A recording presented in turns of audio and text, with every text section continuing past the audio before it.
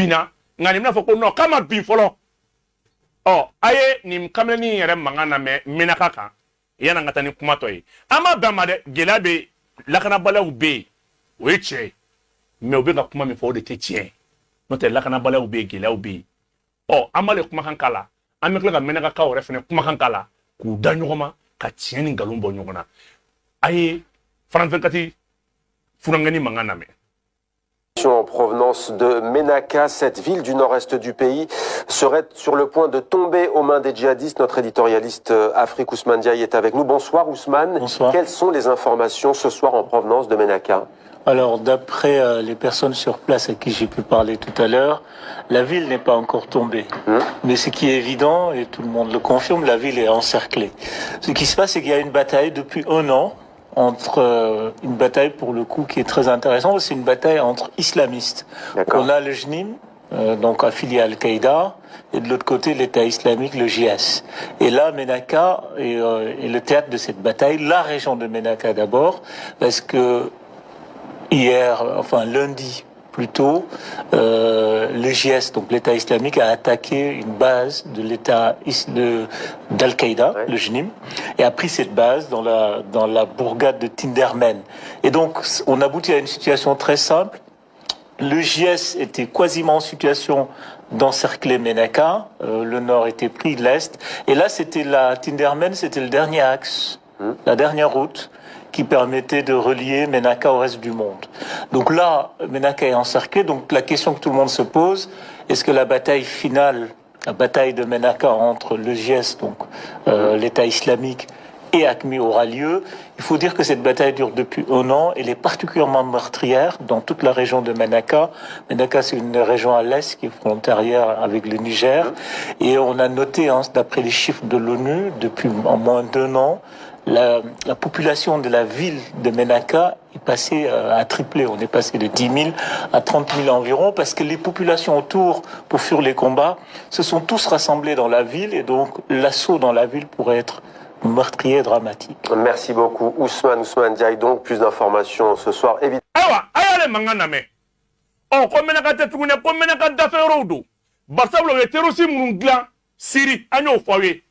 Siri mangambana ala ke irishu ye Bachar deme o datorula o kele datorula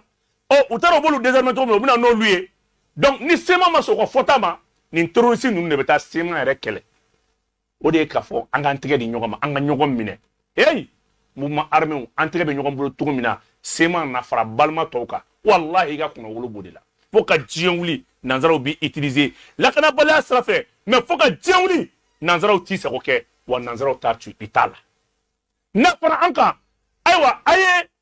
franco kadi mo mangana me ko menaka fambem ne lendo no go yana kani fo maliyo ateni fo no so zeni wa ateni fo municipal na kunte terusu nyini ne wa iko mi mali sorosu desera municipal na kuye munye yana ka jobi awde nyebe menaka o ko na terusu donna ku ubiga menaka lamunu municipal jore munye ni kelela o be municipal na natia abina doni de la ko terusi foro nunu yeradi abina doni de la ko nunu yeradi jamana bimbawye balma wala saka galobo kuma beda ko ale Ousmane Diaye aya mangana mele ako kale seria soro menaka kaw bolo an referem na tanga seria fere ni menaka kaw bolo aye menaka kaw mangana me anye menaka dugu dendo soro aba foko galote kuma la ko lakana balaw ni bingali misanu be me bi menaka yere kono mi ngolu torobi oye kurantige no keme ka mali den bɛɛ tɔrɔ ayan balma ke mangan kala ka keneni mugo jugu nunu fene kuma kan aya le mangan kala ay kon insécurité kon tala tumbe sécurité téré tumbe kon yoro moy weche kurantige o pe kurantige fana bi kurantige ka champion ka toujours kurante na o pe we be mo kan ki ga waru mina ki ko mutu mina we fe su ga chaman ngon me surasu fana be para la we patri la we fe me ke me du ko na sécurité wala sécurité téré onga okay nga kuma la surana anga kuna ful dilaw be nazara ko kuna ful dilaw ka kuma min fo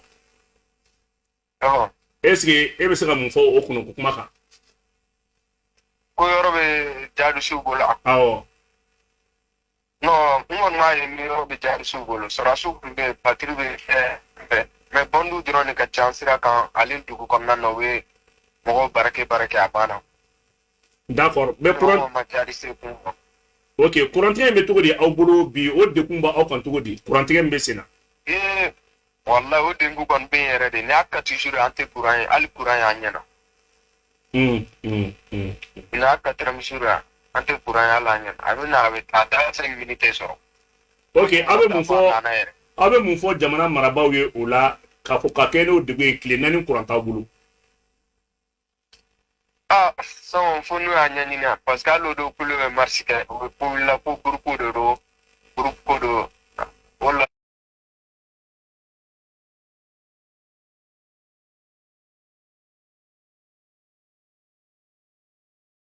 borani ni de u boro la kwa e kama bine ko soni kabina bi mena ka ko mi yere bugulu toro bi funa ko ye kuran ko yi dugu mbe turu su bulo sa kuran ko fa gela ko me mena ka bingal misenu be mena ka ko ye tie toro bu ko ye tie déplacer u be kana o ye tie o dututo la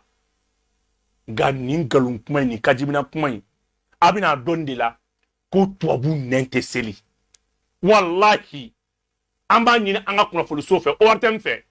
ni tuabu ya wole ka sira nyini mali kuna ga galon tie ay taw dugu mo do ta aka ina tefa malion ye ta be fonde ma ko kuna fulu diso anga shenu akana mwemba au muniye akana mona douana au munu be ni foba boro ay malion kuna fulu wallahi kuna fulu na ma joro la yana nga jo ame fara bakal ge ame refi ge yana ngu ge ubi kan kalo mu tige angu la digi ka tiya fonga jamana deuni ubi ka ta sira nyini an balmaw kan mais muna ya fa sira nyini ka malion kuna foli anga sheni sobaw fonga ba aw mununa aw de be moyen soro ni bara nunu kama ni ay refi bina fara bakal me kana galonti ka damali la aw munu be aw munu sheni pawye aw de kanga tani ko dalwa la je kata ka bo téléjournal parler là 20h émission na dugumo ka micro jodala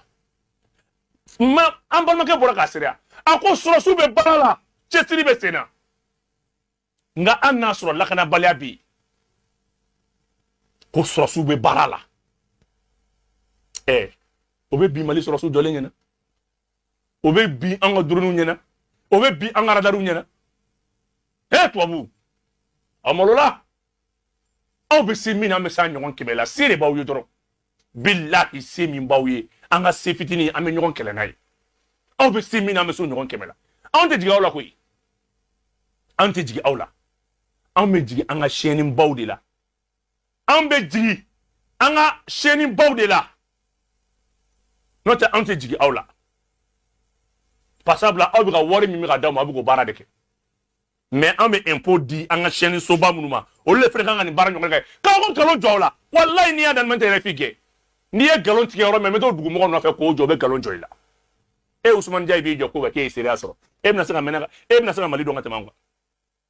farafin yɛrɛ la bila la n balimaw Mali kɛra kunnawolo ye tugun an y'o de fɔ aw ye bi bɛɛ jɔlen do i jɔyɔrɔ la conseil de sécurité président bɛ reçu de bolo sigili kɛra kunasini sigili kɛlen kunasini Mali représentant n'a sɔrɔ ɲɛmɔgɔ bɛ nanzaraw bolo ale bɛ taa nka n'a ɲɛmɔgɔ bɛ irisiw bolo ale b'a dɔn ale ka maa lasigilen n'o ye Mali ka masakɛ bɛ ONU na k'o bɛ se ka min fa ale yɛrɛ tɛ se k'o fa n'i ye Mali mɔgɔ ta i b'a fɔ ko de ka farin ni Mali mɔgɔ min kumara i b'a fɔ ko de ka jugu ni dɔn ye Mali kɛra kunnawolo ye koyi n ko cɛ ye Faransi ko k'a jɛ ka tubabukɛ ko k'a jɛ ala ma se ka kuma a y'an balimakɛ fɛnɛ a bɛ kuma min fɔ Faransi kan a ko Faransi e de b'i jɔ maaw ma k'e bɛna rapport kuma fɔ anw ye e de b'i jɔ k'e de bɛna a fɔ k'e ye armée ba ye armée min tɛ terroriste ni kɔɲɔkɛlaw dɔn ka bɔ ɲɔgɔn na armée min tɛ denbajalatigi ni o kumana zone dɔn ka bɔ ɲɔgɔn na armée min tɛ balimamaw ni basi sirilen dronin b'aw bolo ka taa maaw faga koyɔrɔ e t'o ni terroriste dɔn ka bɔ ɲɔgɔn na e mana Demba Touré maa min kulo la e b'o bunte armée kuntan filɛ dɛ billahi Faransi ni mɔgɔw kun b'a dɔn mɔgɔ kun tɛ wele avec kuma gɛn ka jɔ tubabukɛ la maro mali kɛra kunna wolo jamana ye koyi ala ni kun y'a fɔ anw ye k'an bɛ sigi Nations Unies na don dɔ k'anw de bɛna kuma ko k'an fɛla fɔ ko diɲɛ b'a anw lamɛn Nations Unies tribune kan an n'an ka fantanya foyi tɛ nin se mɔgɔ ma ni ɲɛmɔgɔ hɔrɔn tɛ ni ɲɛmɔgɔ ɲumanw tɛ bilahi bɛɛ de b'a se la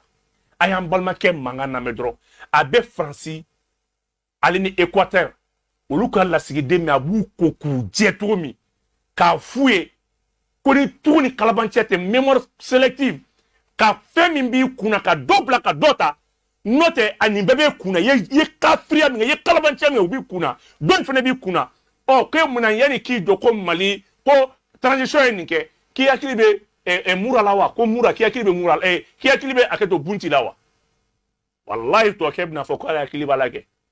mais a bɛna tɔkɛ fana bɛna kuma min fɔ k'a yɛrɛ tɔ curu an ka maliyɛn lamɛn fana o ta de b'an arranger k'a jɔ tubabuw la a y'ale lamɛn. Assurer donc que le gouvernement continuera d'œuvrer inlassablement pour la promotion. Français ambassadeur bɛ réaction min kɛ an ka intervention kɔfɛ a y'o fana lamɛn maliyɛnw bita an b'a bɛɛ de décortiquer ka taa. Je n'ai évidemment pas l'intention de polémiquer avec le représentant du Mali. En effet, tout ce qui est excessif est insignifiant. Et ce qu'il vient de nous dire concernant mon pays était excessif et donc insignifiant. Je voudrais juste rappeler deux choses. D'abord, au début de l'année 2013, et dans mes fonctions précédentes, j'ai été associé à ces décisions à chaque étape, la France est intervenue au Mali à la demande des autorités maliennes. Au début de 2013, le Mali faisait face à une offensive d'Al-Qaïda au Mali, dont les forces progressaient vers la capitale et auraient pris le contrôle intégral du Mali à quelques jours près, à 24 heures ou 48 heures près. Au début de 2013, qu'on le veuille ou non, c'est l'armée française qui a sauvé l'indépendance du Mali, qui sinon... L'Inde Mali, la fierté internationale. Aye France ambassadeur mangana me. Aba foni yoro la. Akoko jalaki bina taka on sekere. Jalaki mi ankati ma banfolo. Kuble jalaki taka on sekere. Jalaki mi ma banfolo. Onga ibina kafo, il souka intervention damne la. Oluba faye kika libi intervention ini terrorisme munu nana de. Ko am golle kele pour le moment bi terrorisme problème te Sahel kono be bena kan kafo le parrain des terroristes o dona kaba. Nations Unies yɛrɛ kɛlen k'i ɲɛ tugun kuma kan n'o tɛ bɛɛ bɛ k'a fɔ bi ko terroristes ka parrain Mali y'a fɔ Centrafrique y'a fɔ Syrie Bachar y'a fɔ irisiw ka kuma bɛɛ la olu bɛ k'a fɔ mais munna diɲɛ tɛ sigi o kumana intervention kɛra Libi bɛɛ b'a la k'a fɔ k'o de kɔlɔlɔ bɛ ka jigin Sahel kɔnɔ kɛrɛnkɛrɛnnen la k'o de bɛ Mali kan a t'a lajɛ a kɔlɔlɔ don cogo di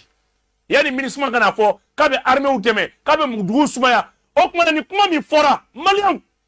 diɲɛ ɲɛmɔgɔw a y'a da u ɲɛkɔrɔ dɔrɔn bɛɛ ko a ka intervention kɔnɔ ko Libi kɔlɔlɔ de jiginna Mali kan mais kɔlɔlɔ jumɛn don ko dɔw de ni marifatigiw bɔra ka na dɔw de tun bɛ Libi n'o o ye o kumana fɛn min ye Faransi ye maa minnu ta ka na n'u ye minna diɲɛ t'a fɔ ko Faransi jɔnw de don an ka kɛte dalen Faransi ka kuma kama o de y'a to diɲɛ i b'i tugu dɔ de la o bɛ don i jigi kɔrɔ Faransi ambassadeur a y'a kumakan lamɛn ale b'a fɔ nin yɔrɔ la ko wayi k'ale yɛrɛ de ye tile ta bunti attaque mun kɛra ale de ye bombe fili kɔɲɔkɛlaw kan ko Nations Unies rapport ye min fɔ ko c'est inexact a y'a lajɛ dɛ n'olu jalakira Nations Unies ka rapport bɛɛ ye nkalon ye nka n'olu de ye mɔgɔ jalaki a ye Nations Unies ka rapport bɛɛ tiɲɛ a ye nin fila da ɲɔgɔn na k'a lajɛ ale de accusera ko bunti k'a ye maaw faga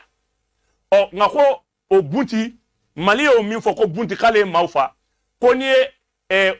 commission internationale ka rapport lajɛ ko kuma dafalen tɛ ko parce que ko Faransi yɛrɛ sɔrɔ k'ale ye clé ta ko ka t'o di Nations Unies na Nations Unies yɛrɛ clé bɛ Nations Unies bolo ani image bɛ Nations Unies bolo o tɛ image ɲuman ye dɛ parce que Faransi de accusé don n balimaw a y'a fɔ kedi ɔ nka rapport jumɛn ye tiɲɛ ye Mura ta in Mali ye succès kɛ min na o de Nations Unies ko rapport de ye tiɲɛ ye mais Nations Unies rapport min k'ale kan k'ale ye marifa ci kɔɲɔkɛlaw la ka civils faga ayi ko ti tiɲɛ a y'aw yɛrɛ fo sa maliyɛnw a ye tɛgɛrɛ fɔ aw yɛrɛ kun bilayi a ye nisɔndiya n'aw yɛrɛ ye nin ye Nations Unies discussion de devant la tribune internationale quel Mali quelle fierté quel pays comme ça en 2 ans jamana de bɔra k'i jɔ a yɛrɛ kɔrɔta jamana de b'a la ka kuma k'a jigi da Ala ani maliden ɲumanw kan donc an ye nin vidéo ninnu joué kuma minnu bɛ fɔ ni français ko seere b'a bolo seere b'anw yɛrɛ fɛnɛ bolo ni français maa ɲininka diɲɛ kɔnɔ an yɛrɛ fɛnɛ t'o tigi ɲininka an b'a ɲini ORTM fɛ a ka fara an kan moins b'ale de ye ni français ko RFI ko seere bɛ ba kɔ an yɛrɛ ka taa ba kɔ an ka taa seerew ɲini ba sabula fo ka diɲɛ wuli RFI ninnu tɛna hali n'u gɛn u bɛ ka segin ka na n'u ye ngalon tigɛ yɔrɔ min na an ka to ka ngalon gɛn k'a jɔ u la o y'o ta bannen